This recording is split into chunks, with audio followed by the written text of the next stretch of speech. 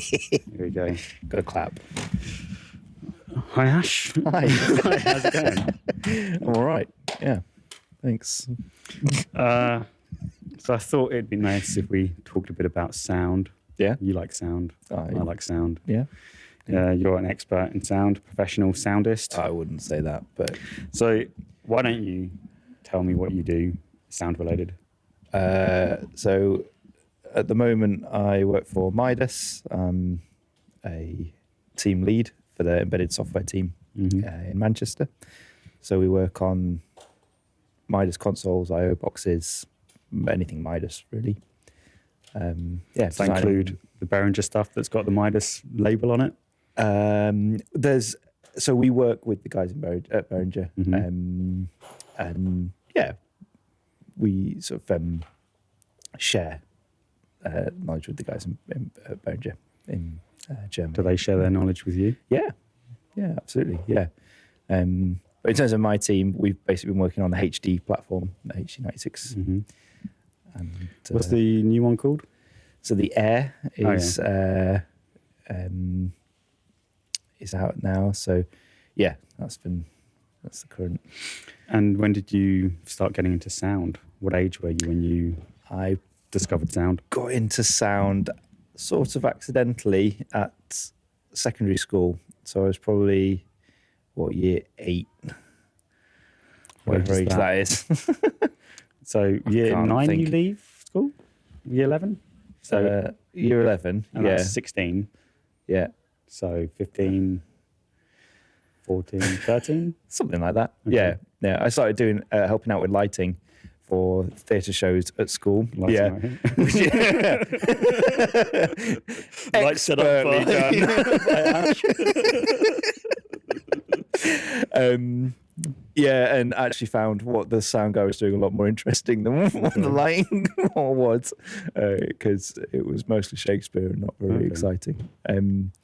So started doing that, got into it, did loads of kind of of sound sort of theatre-y stuff at school, and decided to make a thing of it.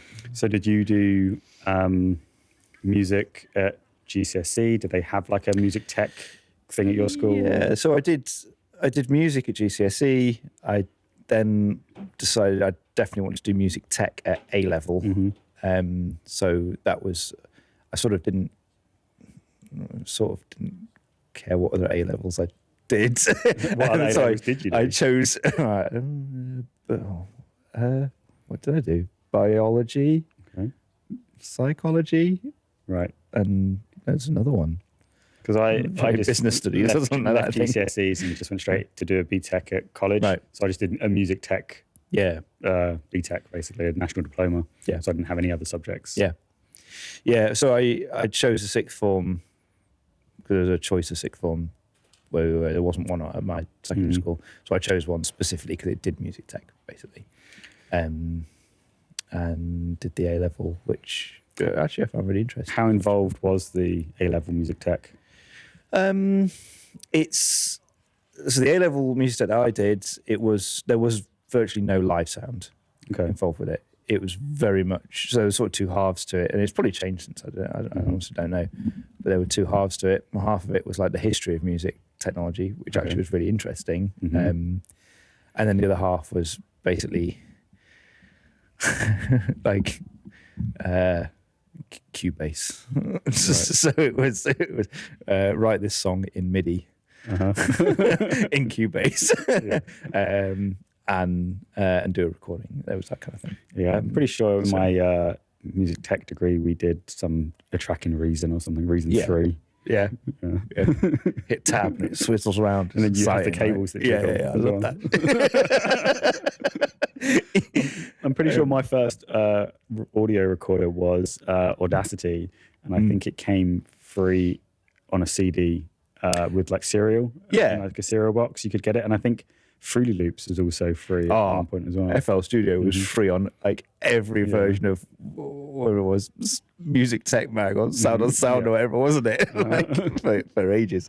So that's really how I got into A-level was good. I was doing bits of live sound anyway, sort of. Still theatre stuff, or have you moved on to bands at that point? I was a bit of both, Okay. but I started doing some live sound for like local bands and like pubs and You ever in a band? stuff like that. Not really. I mean, I was in a band, but I played the tom drum. Which tom? Oh, it was a low tom. Do you have two other people playing the other toms? There was there was my counterpart who played the cymbals. And it's a bit like Slipknot has the percussionist. Just like that, yeah. So honestly, that was the biggest Mickey take ever. And we what used kind to of music? I don't really know. It was sort of just singer-songwriter stuff, but it was a complete joke. Did you get a solo? me and this girl would just stand at the back playing these drums, not knowing what was going on, and we had a great time. But I would not class that as being in a band. No, okay. Absolutely not. I played piano and stuff, which came in handy for, MIDI and tracking and stuff like that. Do any grades of piano? I did like a jazz piano grade. Okay. There wasn't really one for theory, music theory at that point. Yeah. Cool. And so by that point, you'd already realised you wanted to do something in sound as a profession. Yeah. I was pretty into it. I enjoyed it. A lot of my mates were musicians and in bands and stuff, and I used to sort of record them at school or at home or wherever, and got quite into it and started buying bits of equipment where it was random shit, microphones, or like like naff old effects units and things like that, and sort of getting into it, and then sort of decided I wanted to go to like uni. Cool. And then you went to Birmingham City University. So sound engineering and production. I started that in 2011. You the year below me? You were the same year as Nick, right? No, I was a year below that. Actually, 2 years. Yeah, because they came back from their placement into our third year. Right. I'm really showing my age here. But so I knew I wanted to go do music music tech or sound engineering sort of degree. Went and looked at all the places and ended up at BCU. And you did sound engineering? Yeah, I did sound engineering production, yeah. And is that when you discovered your passion for live sound? Yeah, because I think thought I wanted to do studio.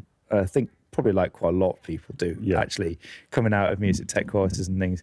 You sort of go, I want to be in a studio, I want to be recording. Actually just found that really quite tedious after really getting into it and doing a lot more of it.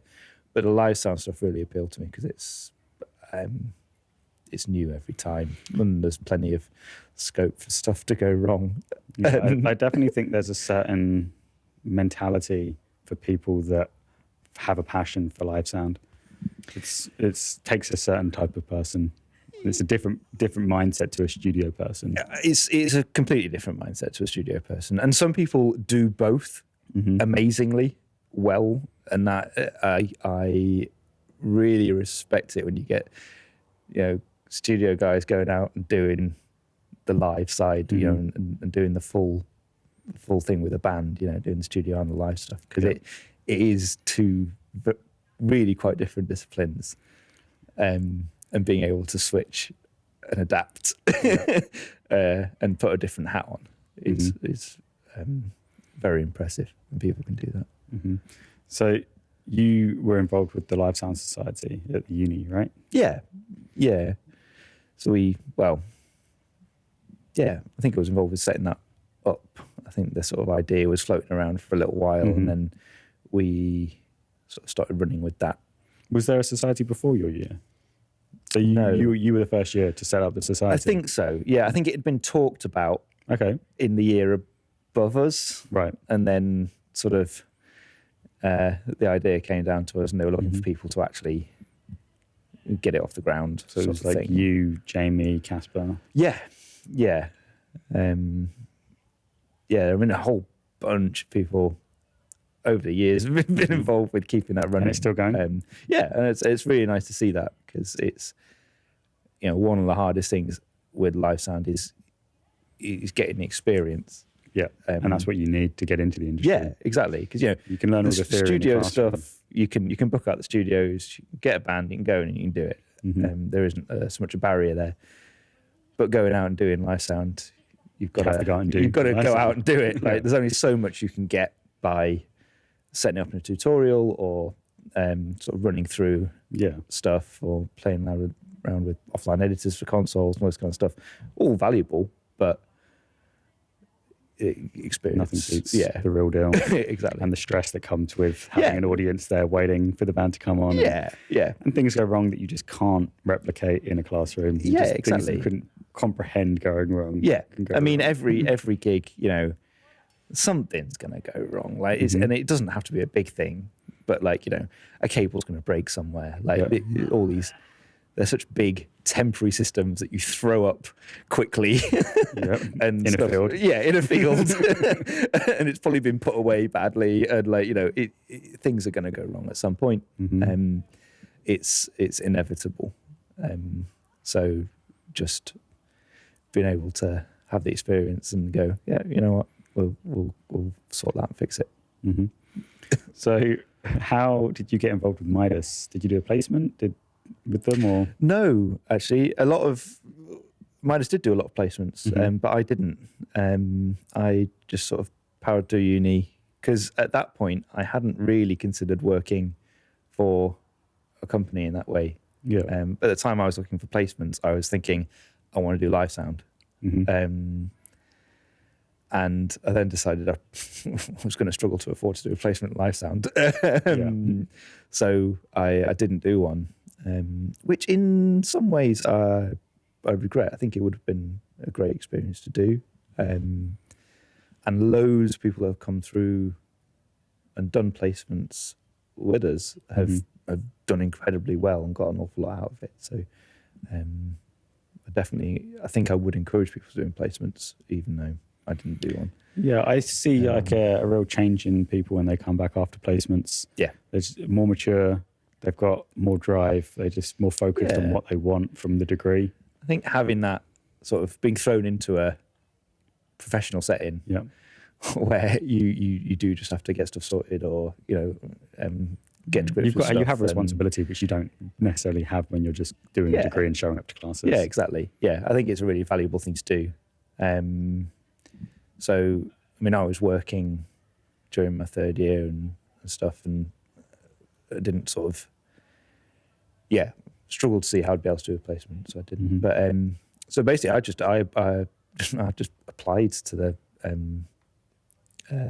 Midas role. Yeah. At the time. So that was the first role that you had there. So that was in Kidderminster, and it was to do with production engineering, which was all about writing production test software and procedures for our factory.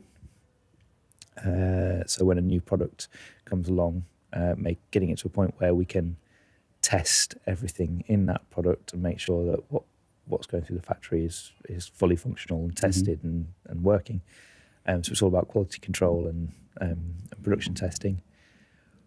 There was also a whole load of stuff about like process engineering and like root cause analysis. So if we're getting a load of failures in a product, why? Yeah. And is that debugging? Like that. So is that problem like a process issue with the way we're making it? Is it a design issue with the way it's designed, or something completely different? So that was my first couple of years. How long did you do that for? I think 2.5 years, nearly 3. Based in Kidderminster, and then for other reasons decided I wanted to move back up north, and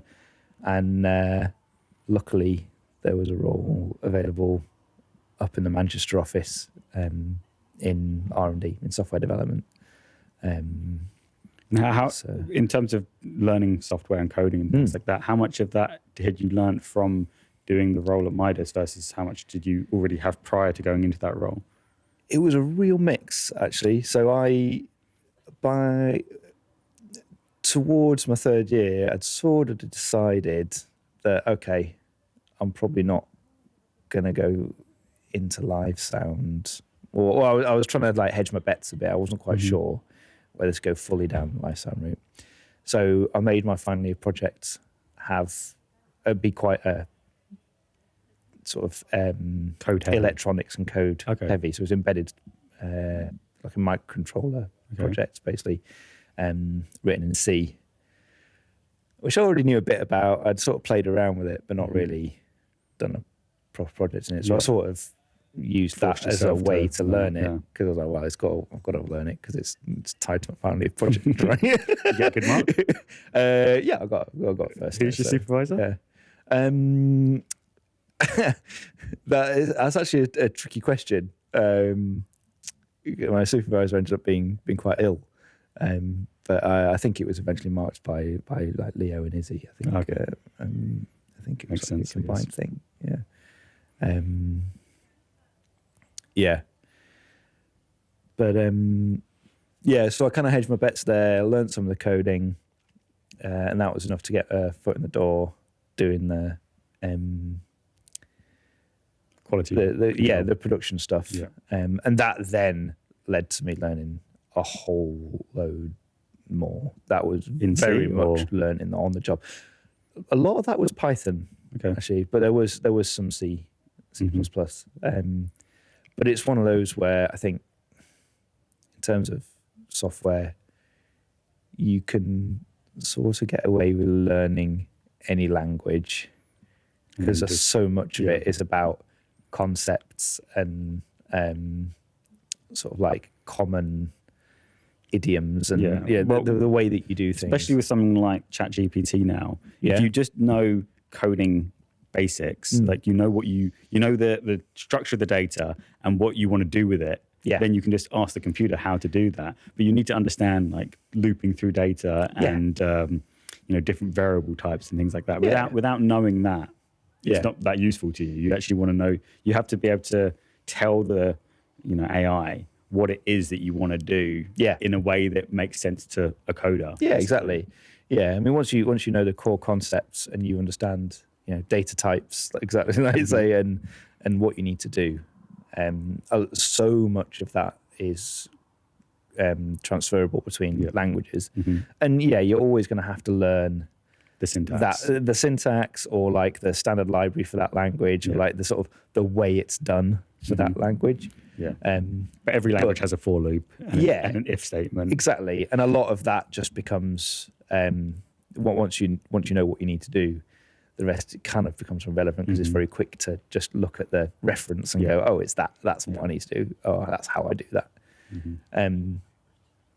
So, it's I think in broad terms, it doesn't really matter what language you choose to start with. Is most of what you're doing now in Python and C? The vast majority of what I do now is C++. Okay. And that's purely because it's within an embedded system. So performance is more of an issue. Some of it's Python, some are like the utility bits, the bits that don't really need to be performant and whatnot. But the vast majority is C or C++. For us, little bits of Go are in there, little bits of JavaScript, sort of a bit of a mishmash, a load of bash scripts. But for me now, it's mostly C++ or C in the Linux kernel and things like that. Cool. So how much do you still do live sound? Obviously, you're doing live sound now, this weekend. Not a lot. No, not a lot. It's your one festival a year. Pretty much my gig for the year. And I love coming back here because I've been doing this. I think this might be the 11th year I've done this festival.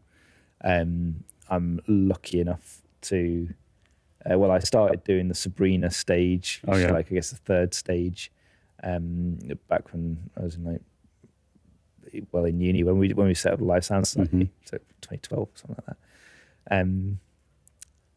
But I've been lucky enough to be asked to come back and keep doing the main stage and keep coming back and doing it. So, I really like doing this one. So it's good to keep a hand in. And you get to use your own equipment as well. Yeah. So this year we're on last year, in previous years we've been on a Pro 2. This year we're on a HD. Which you actually get to touch the screen and it does something. Yeah. You get to use it in anger. Why don't we talk a little bit about some of your live sound experience then? So do you have a situation that immediately comes to mind if I were to ask you the worst experience or the most nightmarish situation that you've had? That's a tricky one. There's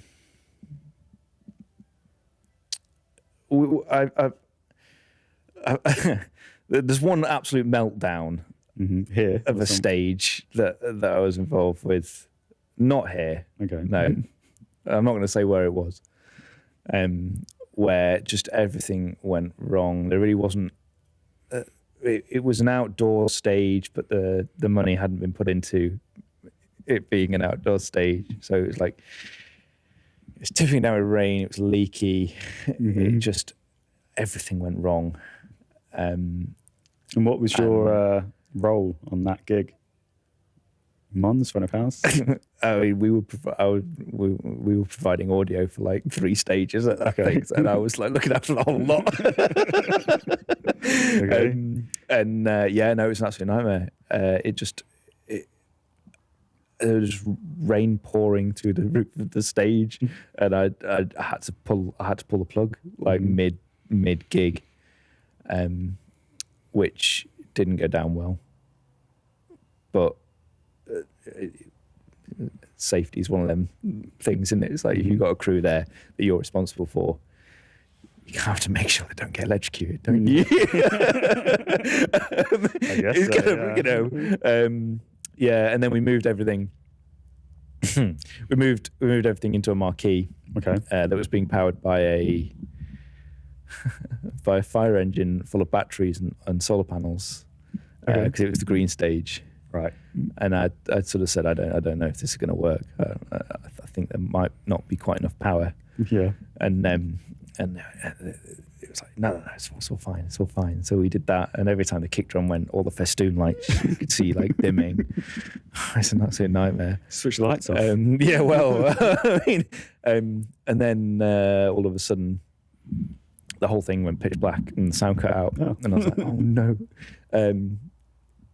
And I sort of went up to the guy who owned this fire engine battery bank, and I was like, "What's going on? What's going on?" And he accused us of turning something on and tripping all the power out, and I defended the whole crew. Like so, I was so determined. I was like, "No, it's because it's on batteries. It's not us. It wasn't our fault." And we got it all turned back on. And then later on, one of my crew came up to me and was like, "Oh yeah, Ash, when that power went off, I was trying to make a cup of tea." And he just turned like a 2 kilowatt kettle on backstage and taken the whole lot out. It was that on the edge. So that whole weekend was an absolute nightmare. Basically, it was a write-off. Me and Nick were driving to the airport in Jordan, and we'd been at some touristy archaeological site thing. And we'd come back outside and our car battery was completely flat. So we were supposed to be leaving in like an hour. So we had to drive to the airport. And we got some locals to jumpstart our car. And then we were driving to the airport, a nice straight line, and urgent to get there because we were already running late. Someone pulls in front of Nick and he flashes the lights of the car to get him to move out of the way. Just kills the battery. And the car, we're on like a busy motorway, and the car just rolls to a complete stop at the side of the road. Near like a military checkpoint as well. And so the military come over and they're asking us questions in Arabic. We're like, the car's not working. Like, what do you want us to do? We made it to the airport though. Oh, good. Yeah. We phoned the rental company. They came out. Yeah. They pull over. They take the battery out of their car. Just swap it. They run. No, they run over to our car with 2 spanners, and they jump our car off of their battery. They leave their car running as well. They take the battery out of their car running, jump our car, and then he's like, "Oh, I'll drive 90 miles an hour to the airport." That actually reminds me. That same festival, the van that I'd hired broke down right in front of the main stage, which was an absolute nightmare. We managed to push it around to the compound in the back, and it was a very budget van hire. And these 2 guys came to try and fix it. So they bought another van. Yep. How did they do it? I think they must have bought a van. I think they must have towed a van. Okay. As a replacement, and they were going to tow the broken one back. But then apparently, I was chatting to the hire guys afterwards. These 2 guys, their van that they were using to tow the broken van ran out of fuel on the way home. So they then ended up like replacing a fuse with a nail, basically, in the broken van and towing their good van back home with the broken one. Yeah. Yeah. It's a long weekend. So that was one of your worst gigs. What's one of your best gigs that you've done? Like when you're in flow state, just everything went right, amazing music.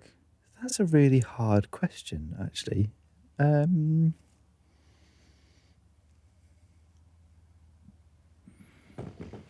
Gosh, I don't know. I've done some great.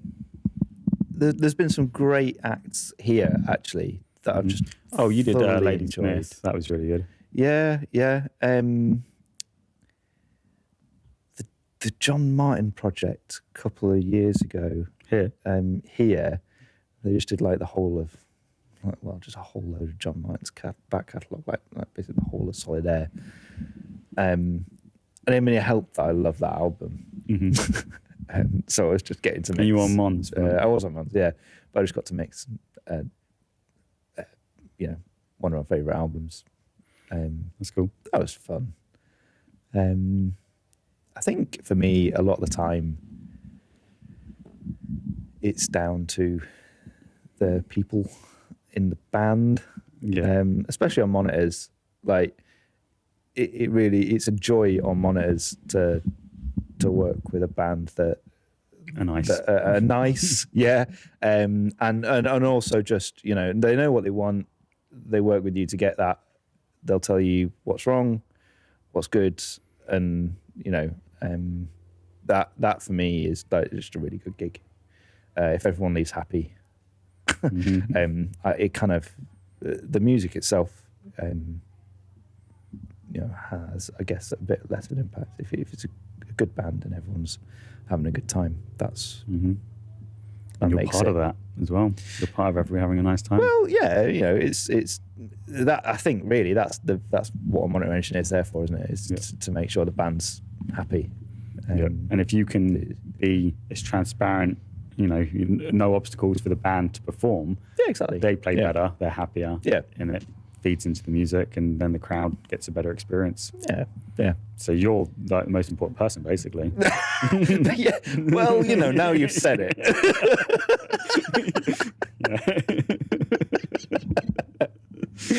Yeah, something like that.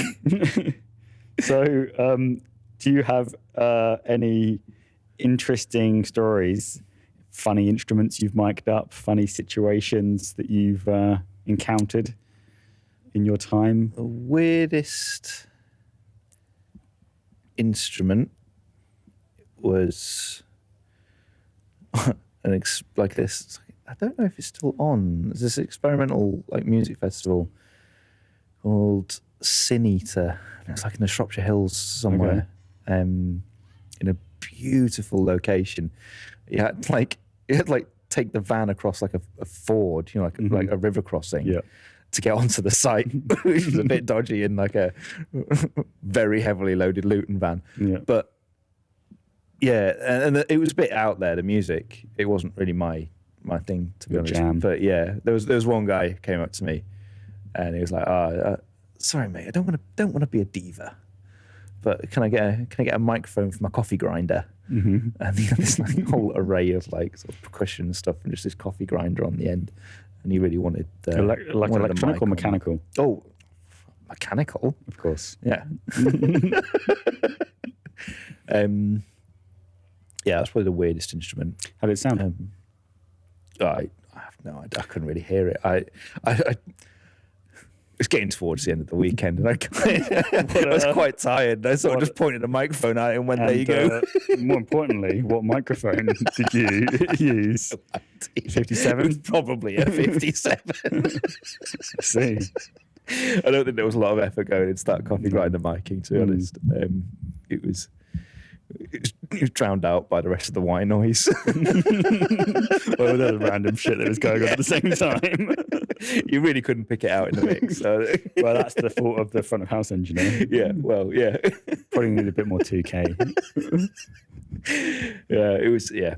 I really enjoy doing things like this, like the folk festivals and acoustic stuff, because you get interesting instruments. Mm-hmm. And they're not necessarily, weird instruments, but I guess they're probably instruments that a lot of engineers don't come across on like a regular basis. Yeah, I think we've got either hurdy-gurdy or what's the other one that's got the keys on it? Oh, yeah. Can't remember what it's called. No, slipped my mind as well. Nickel harper. Ah, yeah, they're really cool. They're like a Swedish instrument, right? I assume so. Yeah, yeah. Because there's a lady, and I really can't remember her name, but she does like this whole act where she does songs on nickel harper. Maybe but she also explains the history and the origins of the nickel harper, and it's really interesting. I honestly thought it sounded quite boring when I saw it on the lids. Yeah. I was fascinated with the whole thing. It was really cool. What would you recommend I use on a nickel harper? Condensers? Yeah. So throw something nice at it. DPA? I think she had like built-ins on all of them. Like it was just give me an XLR kind of job. Nice. But yeah, that kind of stuff's really interesting and also challenging because I've had a sitar. Tabla. I've done tabla. Yeah, they're a nightmare sometimes because they like ring. Mm-hmm. And they're not that loud. So like putting them near a big PA is challenging. Yeah. I'm trying to think what else we've done. We've had a family that did two sisters and a brother, and they did fiddle whilst tap dancing. Yeah. And they had their own boundary mics that they had on the floor. Yeah. And then they had their wireless packs for their three fiddles as well. Yeah. And they sung, and I think they had headsets on as well. Were they Canadian? I think they were American. Oh, okay. Yeah. Yeah, there was a Canadian group we had a few years ago that did a similar thing like that. Canadian. But yeah, all that kind of stuff's really interesting. And it does present a new challenge. Because if you're doing, classic rock band setups every weekend, you're probably not having to deal with that much open mic on a stage. If you've got a whole load of acoustic instruments that are just begging to feed back, and your artists aren't on in-ears, there's a lot more going on to keep track of and to try and clean up in the mix out. And stop it from turning into a whaley mess. Yeah. And then when you're outside and it's windy as well. Yeah. I mean, that was the whole thing last year. I think we had to drop the PA hangs last year because it was too windy for a bit. But yeah. You mentioned PA. Yeah. What's your favourite track to test a PA on? That's a good question. I think a lot of the times with those tracks, you just have to have something that you know. It doesn't have to be like a crazy track. It just has to be something you know inside out, right? So, yeah. like for me, like one of my favorite bands is like Sigur Rós. Yeah. Right. So just to him the other day actually. Yeah. Tack, I think is the album. Yeah. The what's the one with the brackets? Okay. That's an incredible album. But yeah, anything by them that has the big soaring bits is great. And then probably like it's just something that does the bass. What's the Childish Gambino one? Summertime. I think that's got some like cool kind of like sub in it. Yeah.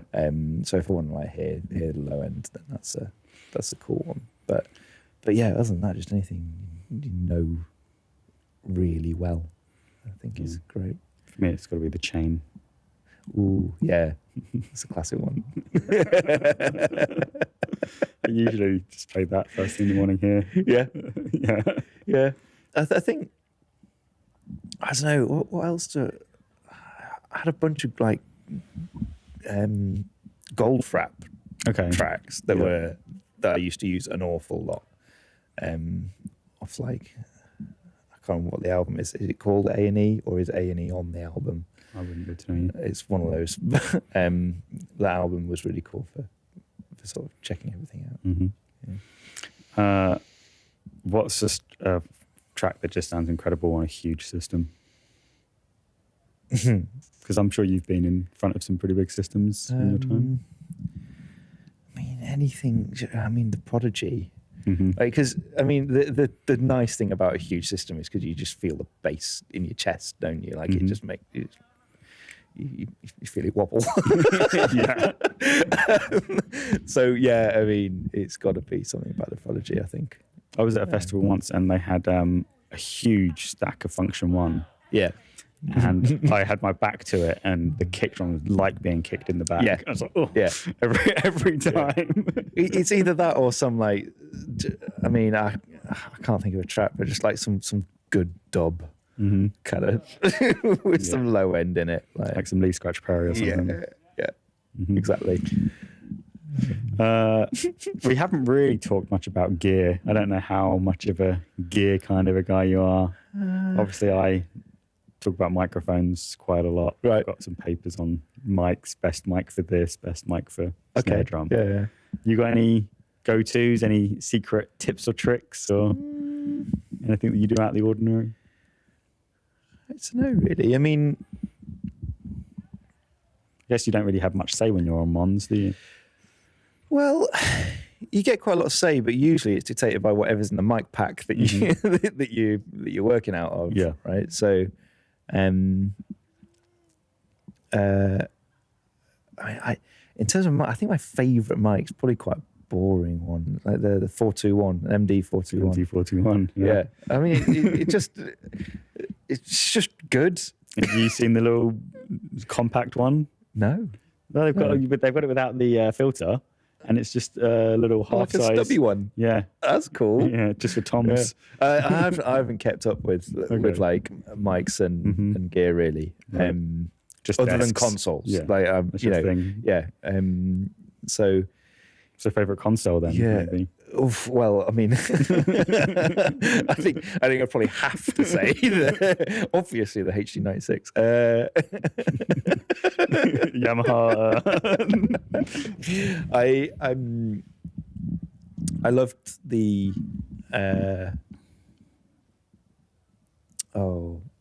Midas, like the Veronas, sort of like a 48 channel. Analog console. Analog, okay. Yeah. That was like probably one of the first larger analog consoles that I used. How long were you using analog for before digital just became the default? So when I started uni, that was my first exposure to digital desks. Okay. Really. So I'd been doing a bunch of stuff with analog before that, but yeah, uni was the sort of first, and that would have been Well, yeah, it would have been around when the X32 out, isn't it? Yeah. I don't know. Yeah, I think it must have been. Yeah. Yeah. I seem to remember one of your early experiences here, I don't know the guy's name, so I won't even, you don't have to say his name, but showed up with the manual printed out for the like a ring binder of the manual for the X02. That was incredible. I enjoyed that a lot. There's a bit of feedback. Hang on a minute. Let me just page 107. Been through it to try to find out how to turn the delay off. It was beautiful. Yeah, and then I guess the first consoles they had at the uni, like it was like a TT24, TT24, Mackie TT24, the Mackie TT24, yeah, and you could. It was running Windows 95, I think, something like that. Yeah, I think it blue screened after an update or something. I can't remember. But yeah, no, it was that kind of thing. But before that, I was just doing a lot of stuff. Okay. But yeah, I've never really got into like lusting after mics. Yeah, basically, it's kind of always been I think that's kind of I'm sure it is a thing in live, but I think it's much more a thing in a studio setting, sure. Isn't it? Yeah. Is sort of being very particular. I've kind of always been of a mind with live stuff where, you've got an option of whether you're going to go for a dynamic or a condenser, and whether it's going to be a big one or a little condenser. But aside from large diaphragm, small diaphragm, condenser dynamic, unless it's things like clip-ons and instrument mics and stuff, it's largely whatever you've got that's suitable. Yeah.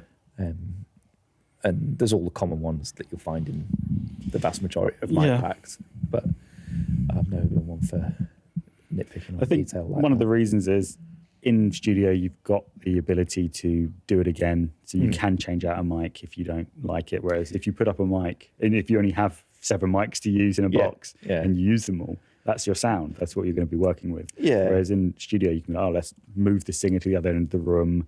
Let's change out the mic to a different one. And that's it. I think by the time you've got that particular mic on a noisy stage with a load of bleed going through a dirty big PA system and halfway across the field, you're probably not going to notice the difference between this mic and the next mic. I think a lot of benefits of mic choice in live versus in studio. In studio, a lot of what you're choosing a mic for is timbre. Yes.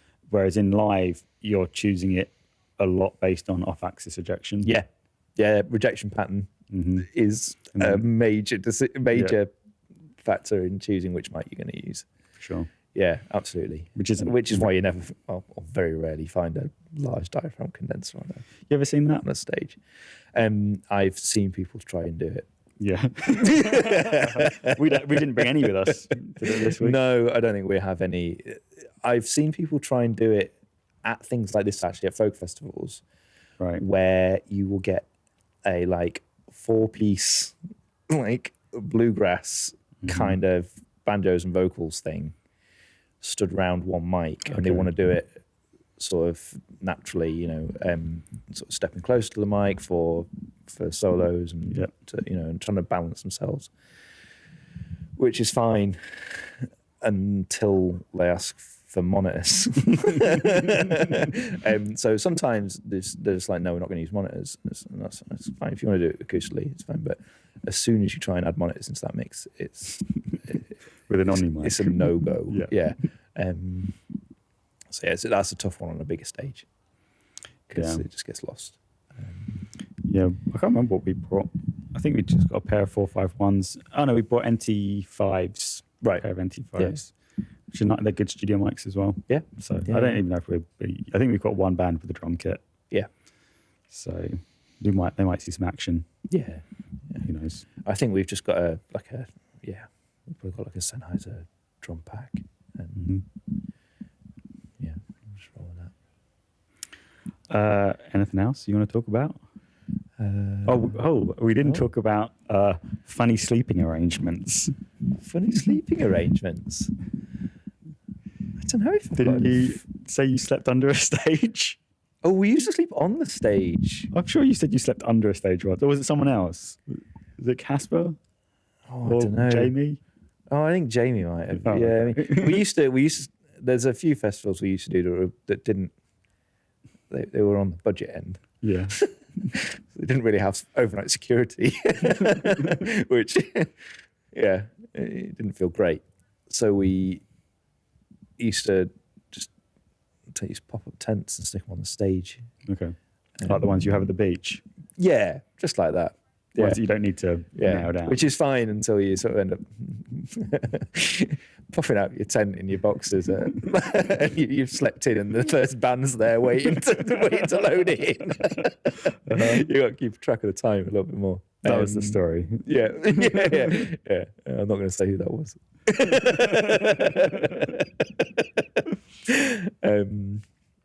So that, I mean, that's, it's a budget festival thing, that one, but here it's a lot nicer. The security overnight, and we've got a nice little crew camping compound, so we're all in there. Right, shall I see how long we've been going for? 46 minutes. That's content. That is. Yeah, so you'll be probably episode 4. Cool. My goal is to do at least 11. Yeah, but okay. hopefully more. What does the podcast have a name? It does, yeah. Oh. It's called the Send and Return Podcast. Nice. I see what you did there. Yes, audio related. That's cool. It took me a long time to go through names because whenever I thought I had a good name, it'd already been taken. Yeah, and it was taken by people that weren't even doing audio related podcasts. It just like. I thought, that sounds good. And then I'd Google it and there'd be like one on Spotify or one on Apple Podcast or on YouTube. So it took me a long time to find one that would work. That's a good one though. Yeah. It's a keeper. Mm-hmm. Yep. And I've got 3 episodes on YouTube now, so no one else can take it from me. Yeah. Nice. I'll go watch them. Yeah, you should. So one was Dan. Yep. We talked about him. He's into guitars and stuff. Okay. Amp sims and pedals and stuff like that. The other one was a guy who does like a bit of studio, a bit of live. Mm-hmm. And the other guy is just like a real studio guy. Okay, as well. Cool. Yeah. Which actually has like a lot more views than all the other ones.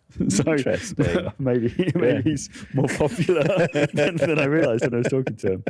But yeah, that is interesting. And the idea is that I'm gonna like talk to people like you and people that are just into audio and sound. So maybe some like modular synths guys or some some like studio guys, live sound guys, system techs, whatever it might be. That's cool. Acoustics guys. Yeah. I don't want to pigeonhole myself. The idea is that I'll try and find like a vast array of people that all like sound like me. Yeah. So I'm not really a live sound guy or a studio guy. No. Well, yeah, but you've dabbled in all of it, haven't you? Yeah, exactly.